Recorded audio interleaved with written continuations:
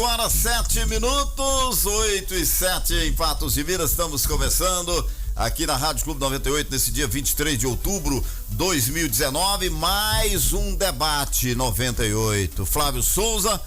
Mais um debate, hein, Flávio? Bom dia. Bom dia, J. Ramalho. Bom dia, José Afonso. Bom dia ao doutor Itamar, que é o nosso convidado de hoje. Um prazerão receber ele aqui para essa conversa. E a você, ouvinte, sejam todos muito bem-vindos. A partir de agora, a gente vai discutir muita coisa importante para o nosso país, para a nossa cidade, enfim, aquilo que é de fato a agenda do momento. Você ouve aqui na Rádio Clube 98. Muito bem, o nosso convidado de hoje é o doutor Itamar José Fernandes. Claro, vários assuntos serão debatidos aqui, mas primeiro cumprimento Zé Afonso. Tudo bem, Zé Afonso? Muito bom dia mais uma vez para você, meu prezado J. Ramalho, Flávio Souza e todos os colegas, e você ouvinte, especialmente você que acompanha diariamente de segunda a sexta aqui o debate 98. Muito obrigado pela sua audiência e pela sua participação.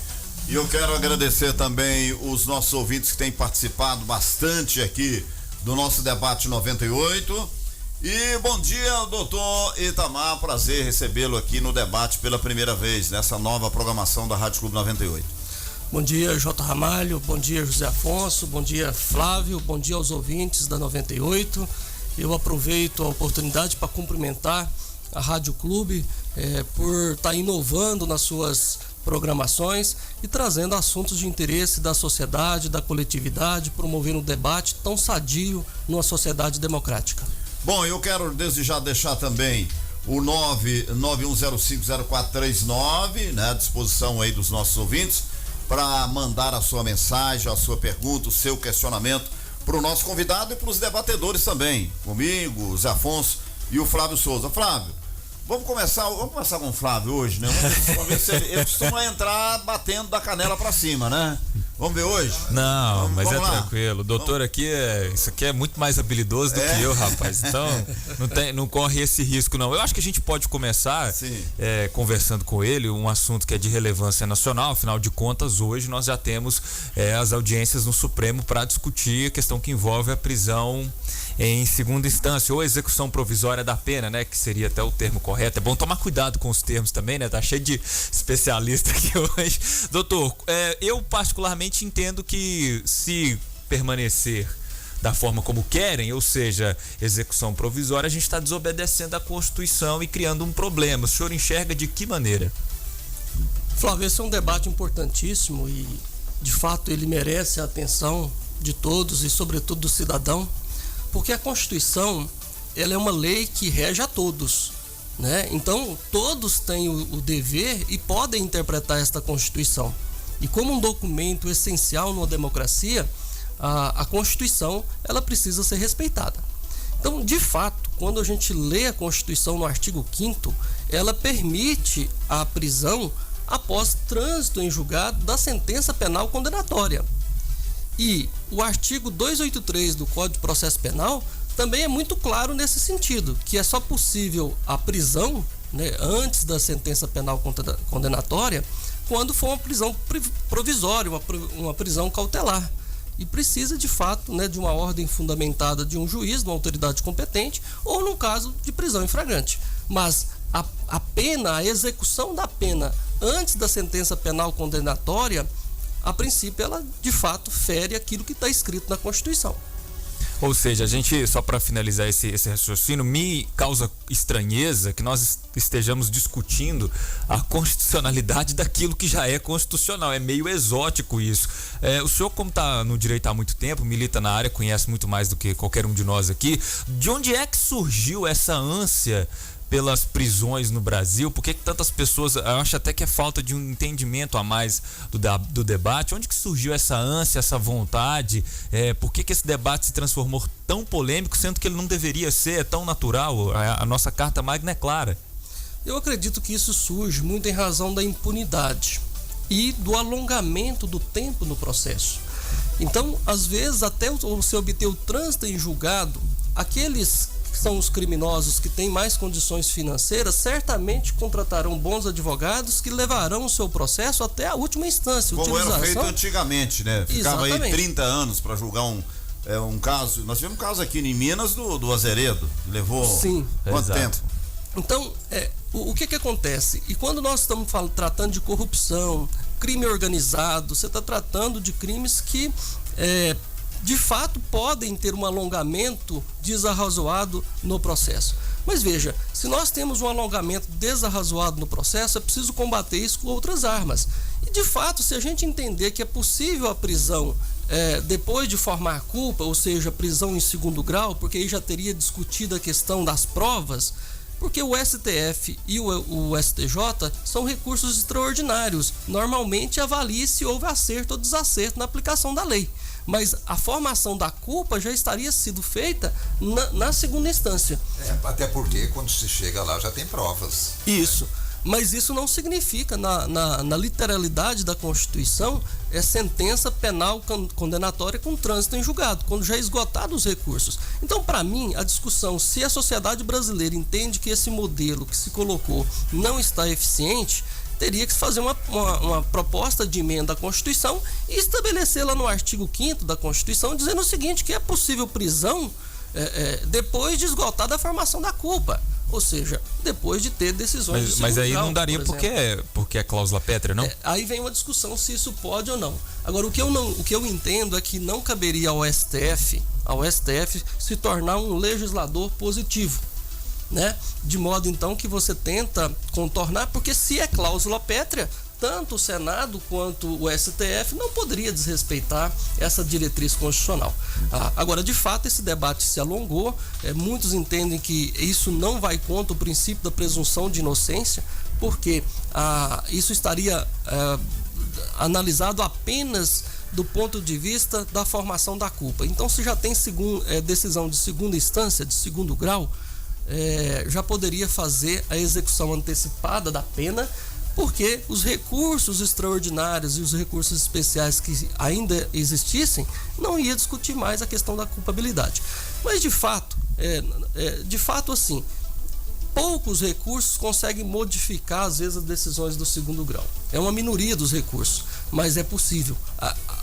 São instâncias que revisam. E eu penso o seguinte: se você colocar atrás das grades, numa prisão, sobretudo considerando que o sistema carcerário brasileiro não é eficiente para recuperar o condenado, para fazer a ressocialização, depois você não consegue recuperar jamais o dano que você provocou à liberdade das pessoas. Então, quando a gente trata de Constituição, nós temos que pensar que a vida, a liberdade são garantias fundamentais e que elas precisam ser tuteladas. É verdade. O que a gente... Pois não, Ronaldo. Eu queria fazer, porque a gente vai resumir já esse assunto, eu sei que você ainda tem mais uma pergunta. A gente sabe que a OAB Nacional é favorável à derrubada dessa questão aí da segunda instância, né? Pelo que a gente entendeu, juntamente com o partido. Qual é o posicionamento da OAB, Patos? O posicionamento do senhor como presidente? Olha, como presidente de OAB, eu preciso, junto da subseção, nós temos uma finalidade de defender a Constituição. E neste caso, eu não consigo extrair do texto constitucional interpretação diversa de que a prisão definitiva é após o esgotamento dos recursos, portanto, após o trânsito em julgado. Isso é ponto pacífico na OAB Nacional. É ponto pacífico para a OAB, até porque a OAB a OAB Nacional, ela é autora de uma das ADCs, juntamente com o PEN e o partido PCdoB. E posso dizer que, ressalvada a Procuradoria-Geral da República, todas aquelas entidades que se habilitavam como amigo da Corte manifestaram de forma unânime para que o tribunal revise o posicionamento e mantenha a rigidez da letra da Constituição. Nós não podemos apequenar a Constituição, até porque nós permitimos isto agora, daqui a pouco em outro direito fundamental, daqui a pouco em outro, e essa Constituição passa a ser uma carta que não terá a efetividade que ela precisa para que uma nação seja democraticamente verificada. Ela que já é quase uma coxa de retalho, podemos assim dizer, né, com tantas modificações. Agora, os caminhos da justiça hoje são muito diversos. A gente vê, e essas questões aqui, que eu acho que levam a essas decisões, por exemplo, a questão da demora para se julgar, né, a impunidade e coisas diferentes. Antigamente o criminoso, quer dizer, Um homicida, por exemplo, ficava 30 anos na cadeia, era condenado a 30 anos, hoje você não vê isso mais. Enfim, uma série de coisas, inclusive a própria atuação dos juízes federais, não é? Essa divergência dentro do próprio STF, até um ponto a gente aceita, mas noutros a gente vê que batem cabeça. Enfim, como é que a questão da PGE, da Procuradoria Geral da República, PGR, como é que a OAB está encarando tudo isso, doutor Itamar? Ora, a OAB ela tem uma função essencial de defesa da Constituição e, na sua história, ela muito contribuiu para que o Estado Democrático se efetivasse. É claro que nós temos divergências, às vezes, entre a pessoa do presidente atual com a pessoa do presidente da República, mas nós não podemos confundir as instituições. Eu acho que a OAB é uma instituição, é claro que o seu presidente temporariamente tem exercido, mas e da mesma forma, a presidência da República precisa respeitar a Constituição. O que eu penso é que nós não podemos levar debates pessoais, coisas particulares, para diminuir as instituições. E nós precisamos fazer uma defesa muito forte das instituições. Sem instituições fortes, sem instituições que sobrepõem a pessoa daqueles que temporariamente estão as dirigindo, nós vamos perder credibilidade. E isso é muito drástico para um país, uma nação. Né? Veja, por exemplo, o desgaste que se faz com o poder legislativo, o poder executivo, as empresas brasileiras, o próprio poder judiciário, a OAB, o Ministério Público. Ora, nós não podemos diminuir as instituições, nós temos que bater naqueles que desviam do seu comportamento. Verdade. Bom, nós vamos voltar. Eu queria lembrar o seguinte, que o nosso convidado de hoje, o doutor Itamar, ele tem compromisso no Unipan às 8h45, então ele só pode, quer dizer, logo depois das 8h45, então 8h45 ele tem que deixar aqui. Da agora para frente, ele tem muitos detalhes, ele é muito explicativo, é uma verdadeira aula quando a gente ouve, faz uma pergunta para ele e ouve a resposta, né? Mas eu tenho a impressão que da agora para frente nós vamos ter que colher dele respostas mais sucintas para a gente aproveitar ao máximo a presença dele aqui, já que nós temos outros assuntos pela frente. Bom, vamos fazer o seguinte, vamos saber como é que está a participação do povo, né? No nosso WhatsApp, Matheus. A Célia Maria está participando. Ela diz que a prestação de serviço da OAB é muito boa, mas é demorada. O Roberto Carvalho está aqui. Reforma tributária deve ser o próximo desafio do governo. O Brasil e os brasileiros esperam que o governo anuncie uma proposta de reforma tributária urgentemente. E a Beth participando também. Bom dia, meninos. Bom dia, doutor Itamar. Aqui é a Beth que está falando. Sobre a cidade crescer, eu não sei por que a resistência desse povo. Tem que crescer, até porque dentro da cidade eles querem fazer um arranha-céus, só que para isso eles precisam de ter apoio da Copasa, CEMIG e Transporte. Até porque eu sei que esses bairros distantes estão com uma dificuldade enorme, eles estão sem água. É minha opinião. Tenham todos um bom dia. Fica com Deus. A Suiane está participando. Que venham as privatizações, reforma tributária, política, reforma judiciária, etc. Avante Brasil. E é a opinião aqui da Suiane. O Ax Rainon, show, reforma necessária. Agora seria bom se o governo se manifestasse a respeito da reforma política. O gasto anual com o legislativo brasileiro é de 36 bilhões de reais. Está na hora de começar a ser austero, com o maior gasto que temos. Austero, né? Austero. Porque não acentuou o trem aqui. Austero, com o maior gasto que temos. E não só com o cidadão. O Brasil só vai começar a mudar de verdade quando os políticos começarem a não se beneficiarem. E tem mais participações aqui. O Geor, a reforma da Previdência era necessária, mas isso não é uma vitória para o povo brasileiro. O sistema entrou neste colapso em razão da má gestão do próprio governo, que há anos negligenciou o sistema previdenciário. Hoje o povo está sendo penalizado para, quem sabe, um dia um idoso trabalhador possa se aposentar antes de morrer. E a Carol tá só batendo palminha aqui, dizendo que foi bom ter aprovado a reforma da Previdência. Gostamos das palminhas aí. Bom, nós vamos deixar a reforma da Previdência para depois. O doutor Itamar vai voltar, nós temos que fazer o intervalo. E eu gostaria de saber, Zé Afonso e Flávio, o avanço da cidade para além do Rio Paranaíba. Já foi citado ali, né? É uma das questões polêmicas, nós queremos saber. Constitucional, inclusive. Nós queremos saber o posicionamento do presidente da OAB. 8h22. Debate 98 retorna daqui a pouco. Aguarde. A líder do Alto Paranaíba, Rádio Clube. Um dia, você começa a enxergar tudo diferente e descobre que não basta existir. É preciso também pertencer.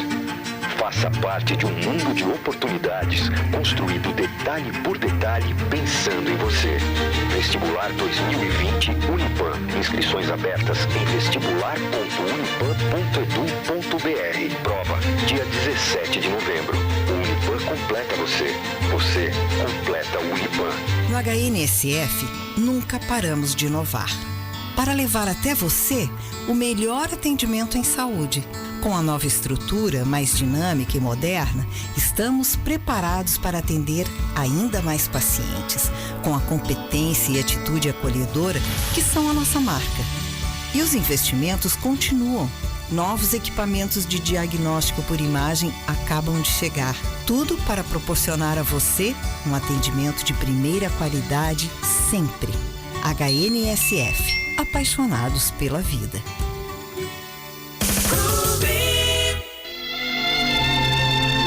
O Serviço Funerário Bom Pastor, trabalho sério e íntegro, informa. Atenção, nota de falecimento. Faleceu ontem em nossa cidade Maria Sueli de Paula, do Colégio Estadual Zama Maciel, residia na Avenida Araguaia, no bairro Sobradinho.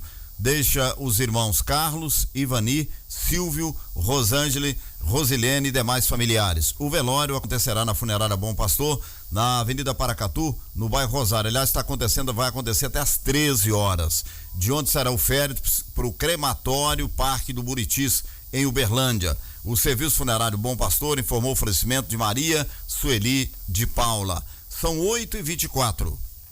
Os assuntos que estão na boca do povo estão no ar. Voltamos a apresentar Debate 98. Momento Unipam. Muito bem, vamos ao assunto aqui que nos interessa de perto, principalmente a classe estudantil. Você que se prepara para o vestibular 2020 do Unipam, então não perca tempo, entre no site unipam.edu.br, acesse o edital, fique por dentro, se inscreva e boa sorte no vestibular. Seja aluno de uma escola superior de qualidade, reconhecida pelo MEC, reconhecida nacionalmente. E atenção, alunos de jornalismo promovem evento solidário neste sábado. A renda arrecadada será revertida para as instituições que apoiam os pacientes em tratamento contra o câncer na cidade, especialmente da Associação Anjos da Vida. Alunos do 8º período do curso de jornalismo do Centro Universitário de Patos de Minas, Unipam, estão exatamente integrando esse site Câncer em Pauta, promovendo inclusive nesse dia 26, portanto no final de semana, às 14 horas no ginásio 2 do Unipam, o Festival do Sorvete Beneficente em prol das instituições que apoiam os pacientes em tratamento contra o câncer da Associação Anjos da Vida. Vamos participar todos, é o Unipam mais uma vez, junto com você também nas ações solidárias. Unipam, educação que transforma. Destaques do Clube Notícia. No site Clube Notícia você confere, polícia prende anaconda, recupera moto furtada e apreende revólver. Autor planejava praticar crimes pela cidade. Acusado de armar emboscada e tentar matar motorista de aplicativo, é condenado a 9 anos e 8 meses de prisão. Tem também, Copatos é eleita uma das cooperativas mais bem geridas do país. Gontijo receberá indenização de transportador irregular por danos materiais. E garotinho que matou a própria mãe acidentalmente será acompanhado pelo Conselho Tutelar. A direção do São Lucas pede mais dinheiro do município e prefeito nega e situação do hospital se agrava. Essas e outras você confere no site do Clube Notícia. Obrigado, Camila. 8 horas mais 27 minutos em Patos de Minas. Aliás, esse é um outro assunto também que nós vamos debater muito aqui, né? Essa questão aí do São Lucas, né, Flávio? Valeu, São Lucas. É um negócio complicado. Saúde, né? Em Patos de uma maneira geral. Bom, No bloco anterior eu falei que voltaríamos para exatamente falar sobre o avanço da cidade para além do Rio Paranaíba. E eu vou deixar com o Zé Afonso, que está acompanhando você mais de perto, né, Zé? E eu vou ser muito breve, até porque nós vamos fazer quase que um ping-pong agora com o doutor Itamar, né? Mas essa questão do avanço da cidade além do Rio Paranaíba já motivou, inclusive, uma ADIM, que é uma associação uma ação direta de inconstitucionalidade por parte do Executivo Municipal. Afinal de contas, a cidade não pode passar do Rio, não? Na opinião da UAB, qual é a posição hoje com relação a isso, doutor Itamar? Zé Afonso, a opinião da OAB é aquela que deve se cumprir a legalidade, deve se cumprir o devido processo de formação da lei, e nós precisamos entender que a vedação, né, tinha uma diretriz no plano diretor, que é a Lei 271 de 2016, lá no artigo 32, inciso 4, que deveria conter a expansão da cidade para a margem esquerda do Rio Paranaíba. Isso é uma diretriz que a sociedade, o povo de Patos de Minas, escreveu lá no plano diretor, lá em 2006. O plano diretor ele pode ser revisto, e é uma lei que deve também observar o debate com a sociedade, a gestão democrática da cidade, precisa inclusive colher aí a participação popular. Então veja, desde que haja debate com a sociedade, que haja participação popular, que cumpra a legalidade, que cumpra aquilo que o Estatuto da Cidade prevê, que tenha um projeto específico e isso seja debatido de modo sadio, né? Quem vai decidir isso é o povo de Patos de Minas, né? Então é preciso observar os parâmetros da legalidade e colocar todos os aspectos técnicos e possibilitar o debate sadio sobre essa questão, né? Isso é uma decisão do povo de Patos de Minas. Como que a OAB vê essa ADIM que o Zé Afonso falou aqui? Eu não sei ainda se foi ajuizada uma ação direta de inconstitucionalidade. Foi. Já foi ajuizada. Se foi ajuizada uma ação direta de inconstitucionalidade, deve ser questionando algum aspecto do devido processo legislativo. Por exemplo, ou talvez tem vício de iniciativa, ou porque está discutindo a própria inconstitucionalidade do mérito desta lei. Então eu precisaria conhecer o texto dessa ADIM, né? O que eu tenho conhecimento é que existe uma ação civil pública proposta pelo Ministério Público Federal, alegando, sobretudo, entre outras questões, o fato de que não teria sido observado alguns parâmetros e que isso poderia atingir um bem da União, que é o Rio Paranaíba, e os aspectos ambientais não teriam sido devidamente tutelados na discussão desse projeto ou na aplicação desta lei. E o que ela pede é que me parece que a lei não seja aplicada, que não sejam autorizados loteamentos até que seja analisado melhor essa questão. E, de fato, eu não sei se o plano diretor, a revisão do plano diretor, contemplou essa expansão. Eu sei que parece que em 2016 tem uma lei complementar 530 que foi votada alterando essa diretriz, mas que há insurgências com relação à própria visão do Ministério Público de que essa lei não teria observado o devido processo legislativo e estaria contrário àquilo que o Estatuto da Cidade coloca. A discussão seria mais nesse nível, até onde eu tenho conhecimento. O Madim pode demorar muito? Sim, as ações declaratórias de inconstitucionalidade, ela tem uma previsão de você conseguir uma liminar quando há uma manifesta ou uma situação que pode trazer algum prejuízo. Essa é com pedido de liminar. Com pedido de liminar. Então depende, se o tribunal, né, que é competente, o Tribunal de Justiça, deferir uma liminar suspendendo a eficácia dessa lei, por enquanto ela será paralisada, ela perde ali o seu poder de efetividade no momento, até que o tribunal julgue o mérito, declarando se é constitucional ou não. Muito bem, pode passar para outra pergunta aqui? Rapidinho, já posso emendar aqui? Pois é, mas essa aí você já encerrou. Flávio, você não tem alguma pergunta? Não, sobre esse assunto não, a gente pode avançar na discussão. Só para mim fechar esse assunto, qual é o posicionamento do cidadão? Itamar, com relação à expansão desse. Pode ser bem breve, por favor. Eu entendo o seguinte, que a questão da expansão urbana, ela precisa verificar critérios de razoabilidade e proporcionalidade, e ela só pode existir em razão do interesse público. Ela não pode ser feita para beneficiar interesses particulares. E o debate é que vai esclarecer se isso é um interesse particular apenas contrário ao interesse público ou se há de fato um interesse público na expansão para aumentar as áreas aí que seriam possíveis de serem loteadas. Tá certo, porque num ponto, só para fechar isso aqui, a gente já entende que a cidade já passou depois do Rio Paranaíba, né? Agora, enfim, vamos aguardar isso daí. Evidentemente que essa questão que o doutor Itamar colocou, a questão da legalidade tem que ser observada mesmo. Mas por falar em legalidade, tem uma pergunta aqui que nós não podemos deixar de fazer para o doutor Itamar, que é exatamente sobre esse movimento que há na cidade hoje, pela redução do número de vereadores e evidentemente de assessores, né? E também de remuneração. Enfim, como é que a UAB também vê essa questão desse movimento hoje aqui em Patos?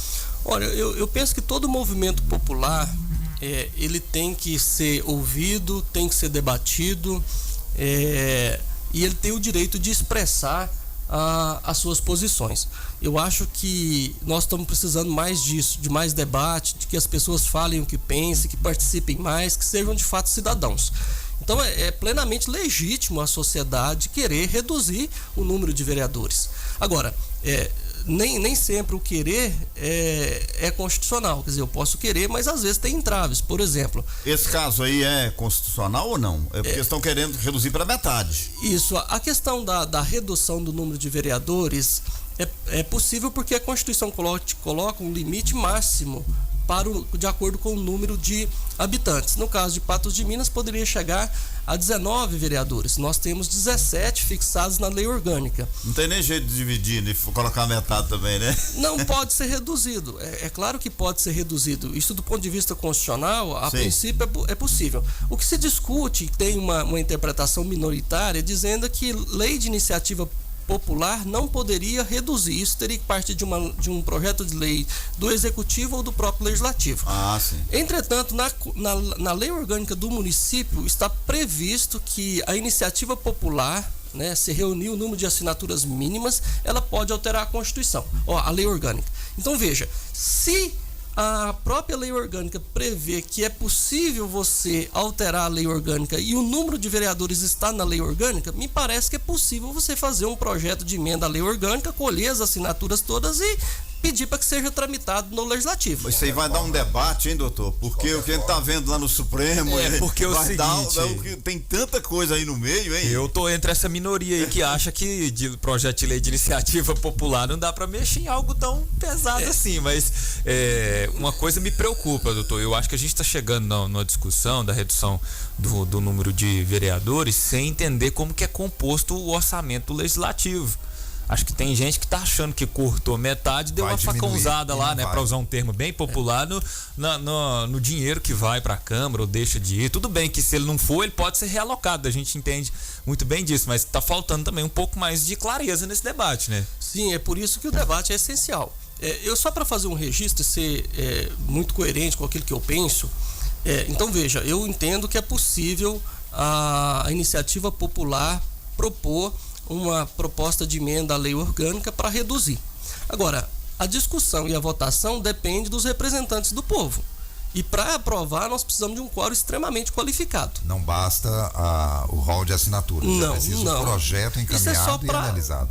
Na verdade, é só a iniciativa. A discussão e a votação cabe aos vereadores, Câmara, né? Cabe à própria Câmara. Mas essas assinaturas obrigam a levar a votação ou não?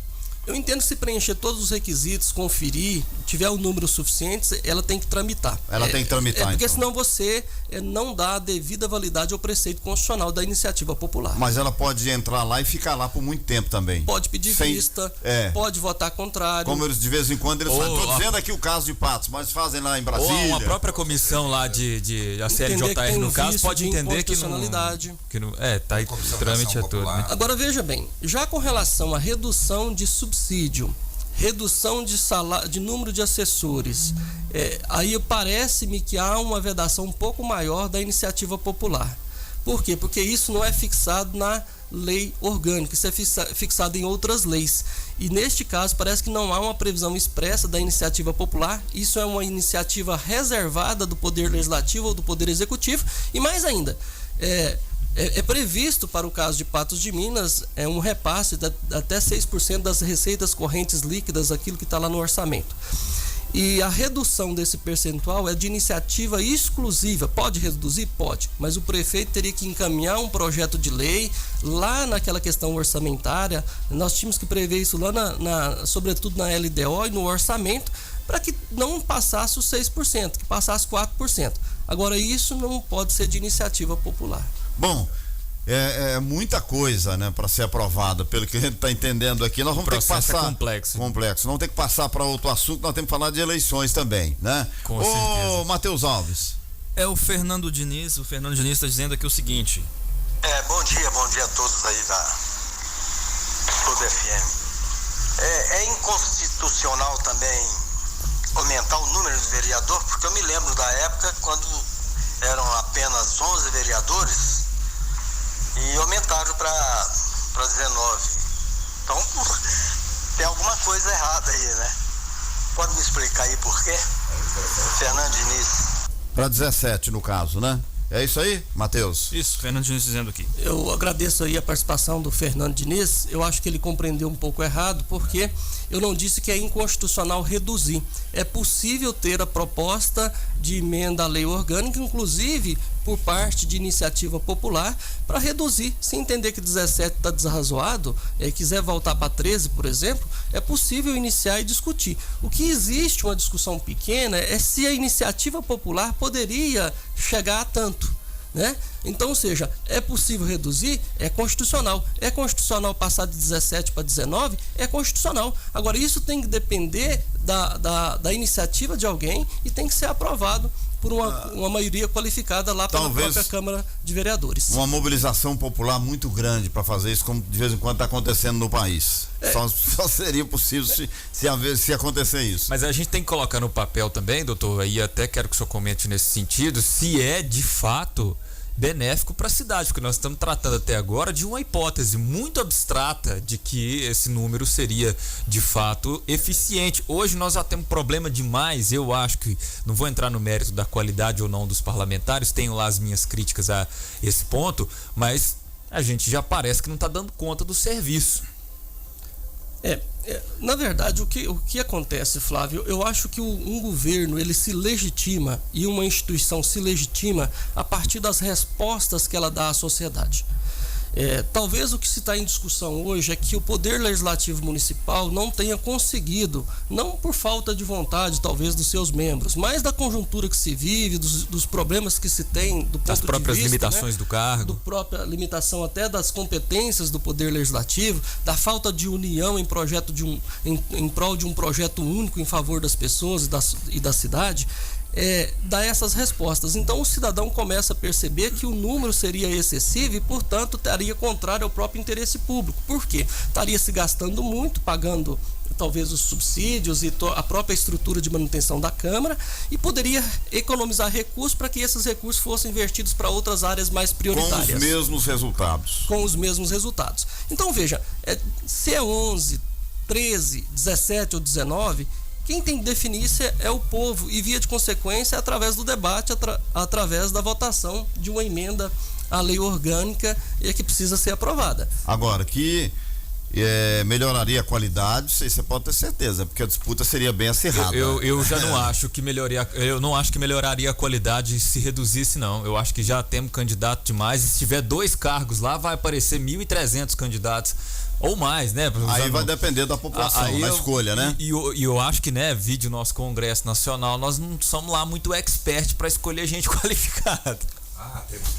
Nós temos que fazer cursos intensivos, né? Ainda temos que, não, a questão e a gente tem confundido também, eu acho, muito do papel do legislador com o representante de bairro, com o presidente de associação de moradores. Eu costumo até brincar, eu acho que nós, enquanto cidadãos, temos mais poder de execução em algumas coisas do que um próprio parlamentar. Falta às vezes ação mesmo, né?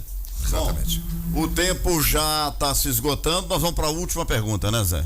Eleições. De repente o ping-pong, né? Porque nós, aliás, vamos incluir tudo numa. Chegando o horário dele. Vamos incluir tudo numa só. Por exemplo, a questão das eleições estão vindo aí, né? O posicionamento, como é que nós temos que encarar isso? A questão da falta de lideranças hoje, nós sabemos perfeitamente que o PAS não tem representantes políticos exatamente por falta de uma liderança mais ativa. Enfim, como é que você está vendo tudo isso? Aliás, quando a gente pergunta para ele, a gente está perguntando para o presidente da UAB, né? Vamos lá, doutor Itamar. Bom, a questão da falta de liderança política em Patos, eu penso que isso é um mal que nós estamos vivendo em quase todo o país. E acredito que essa falta, ou esse sentimento que há uma falta de liderança, se decorre também do fato de distanciamento do cidadão da política, ou do envolvimento com as causas que são de interesse coletivo. E aqui eu quero endossar as palavras do Flávio, porque, de fato, eu acho que não precisamos ter um mandato para fazer boas coisas para a sociedade, né? Veja aí o trabalho, às vezes, do terceiro setor, de associações de moradores, né? De outros líderes, as entidades filantrópicas, faz um papel, né, importante aqui em Patos. Mas é preciso entender também que sem o mandato, sem a caneta, sem o poder da atribuição que a Constituição dá, aquele que ocupa um cargo no Legislativo ou no Executivo, você não tem de fato condições de efetivamente mudar o estado de coisas. Exemplo, se você discorda do orçamento que é vertido para a saúde, entendendo que está sendo desarrazoado, né, ou está sendo pouco, você pode criticar e pressionar o seu vereador, mas a título de pressão. Mas você não tem o poder de votar e alterar aquela qualidade de coisa. Então é muito importante aquele que tem vontade política, ou que tem talvez os requisitos para ser líder, para ser um gestor, que se aproxime da política e pense inclusive de assumir um mandato eletivo. É claro que nós podemos fazer muita coisa boa enquanto cidadão, mas enquanto então, que o cidadão parlamentar deveria se filiar a um partido, por exemplo? No Brasil hoje nós temos um debate, né, e a própria Constituição fala que para você ter uma cidadania plena, ou seja, para você poder se colocar como candidato, você tem que estar filiado a um partido político. Então o cidadão que não é filiado a um partido político, ele já tem tisnado da sua vida uma parcela importante da intervenção na sociedade. Então você está dizendo que é favorável a candidaturas avulsas? No atual cenário, sou favorável. Por quê? Porque eu estou entendendo que os partidos políticos, infelizmente, não cumpriram aquele papel de reunir as ideologias e congregar aquelas pessoas de bem. Estão muito fragmentadas. A corrupção também chegou nos partidos políticos, e o cidadão de bem já encontra o primeiro entrave de colocar o seu nome numa sigla partidária. Às vezes ele se sente envergonhado em dizer que é filiado a determinado partido. O duro é se achar um partido que não tem problema. Agora, doutor, pra gente finalizar, que o senhor tem um compromisso agora, seu nome é ventilado para candidato a prefeito? É possível? Não? Aliás, é ventilado sim, ele é um dos indicados aí popularmente, que a gente ouve as pessoas, na verdade, né? Então comenta-se aqui, comenta-se ali, e o nome dele é ventilado. Seria o doutor Itamar Fernandes um prefeitável? Afonso, essa é uma responsabilidade muito grande. Eu acho que o cidadão tem que pensar nisso. Todo aquele que acha que pode ajudar a sociedade precisa pensar nessas possibilidades de assumir um mandato eletivo. Eu digo que eu sou um cidadão que sempre pensei em causas coletivas. Mas hoje o meu compromisso é com a OAB. Eu estou à frente de uma instituição muito importante. Uma candidatura não nasce da vontade de quem é candidato, mas nasce em razão de um grupo, de uma proposta. É preciso ter liderança para isso, é preciso ter pessoas de bem também junto com você. Então veja, é muito difícil você dizer que é um prefeitável. Essa candidatura ou prefeitável tem que nascer em razão de uma conjuntura. O que eu defendo é que os cidadãos de bem desse país precisa ter voz ativa, precisa assumir o compromisso, inclusive de se colocar como candidatos, porque só assim nós vamos poder, de fato, exercer nossa cidadania plena e contribuir para que a sociedade avance. Então não adianta a gente só ficar criticando nas redes sociais, ficar indignado. Isso por si só não resolve. É preciso ter posturas ativas. Você tem que ser proativo. Então você tem que assumir, seja o compromisso. Olha, eu não gosto da política, eu não sei lidar com a questão popular, eu não tenho paciência para ouvir o cidadão. Eu acho que de fato você não pode ser não pode exercer o mandato eletivo, porque quem exerce mandato eletivo tem que gostar do povo, tem que gostar de discutir políticas públicas, tem que gostar de discutir questões de minoria, tem que ter senso de razoabilidade, tem que buscar o consenso possível. Por quê? Política é a arte de negociar, de encontrar soluções, de resolver os problemas. Então, cada um verifica suas qualidades pessoais e faça um exercício. Mas é preciso que a gente tenha senso de cidadania e senso de pertencimento. Né? Se eu não posso ser um político porque eu talvez não tenho ali as características ou não consigo lidar bem com essas questões, ora, então vai fazer um trabalho voluntário, vá exigir posturas de cidadania junto ao seu bairro, junto ali àquele grupo de interesse, né? Junto aos seus amigos. Fale o que pense, expresse, cobre do seu vereador, cobre do seu representante. Então, o senhor atende a esses requisitos todos? Não, isso... Conhecimento ele tem. Conhecimento Agora, o que eu queria dizer é o seguinte, é que está tendo uma corrida, uma preocupação entre os que são filiados hoje quanto à troca de partido, a possibilidade de trocar partidos. Você acha que isso é normal nesse momento, caminhando para um ano eleitoral, ou cada um deve ficar na sua e analisar e fortalecer o seu partido? Porque em muitos casos a gente percebe que o partido muitas vezes atrapalha. Talvez uma reforma política partidária hoje seria fundamental no Brasil. Sim, a reforma política e partidária, sobretudo, é fundamental. Agora, as estratégias para vencer uma eleição, elas passam por estratégias técnicas que você tem que observar, por exemplo, a questão de maioria, a questão de votação proporcional, quando é cargo do legislativo. Você precisa verificar as alterações que tem agora, se pode ou não fazer coligações, porque talvez você pode ser uma pessoa que tem muitos votos, mas talvez não chegar a ser eleito, porque você não chegou a completar o número de votos mínimos para fazer uma cadeira. Então, assim, eu respeito essas questões que envolvem as mudanças partidárias, porque é preciso ter estratégias.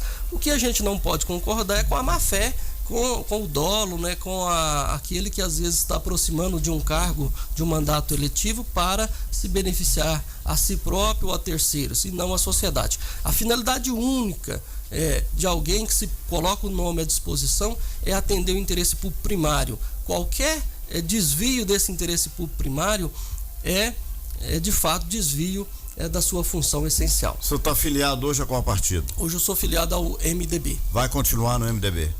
Até o presente momento, evidentemente nós temos que analisar todas as questões, mas por tudo isso que o senhor falou que eu estou perguntando exatamente. Eu acho que é preciso ter uma verificação dos partidos, dos propósitos, ou seja, eu penso que uma candidatura, José Afonso, Jota e Flávio, é algo de muita responsabilidade. Isso não pode ser uma aventura, isso não pode ser um capricho pessoal, isso deve decorrer de uma decisão feita com muita responsabilidade, também com você ouvir se você tem grupo, se você tem condições de levar à frente o projeto que você prevê. Então, assim, eu penso que todos devem estar disponíveis, aqueles que são filiados devem estar disponíveis. O que vai dizer quem será o candidato ou não é a conjuntura mais próxima de quando tiver as convenções partidárias. Muito obrigado, doutor. Bom dia. Eu que agradeço. Um bom dia a todos. São 8h50. Debate 98 retorna daqui a pouco. Aguarde. Rádio Clube 98, a marca da informação. Finanças e investimentos com Fulgêncio Bom Tempo. Antes de emprestar dinheiro para amigo, pense bem qual deles você está disposto a perder, o amigo ou o dinheiro. Emprestar dinheiro normalmente não vai ajudar as pessoas que você gosta, apenas vai postergar o verdadeiro problema, que é a falta de educação.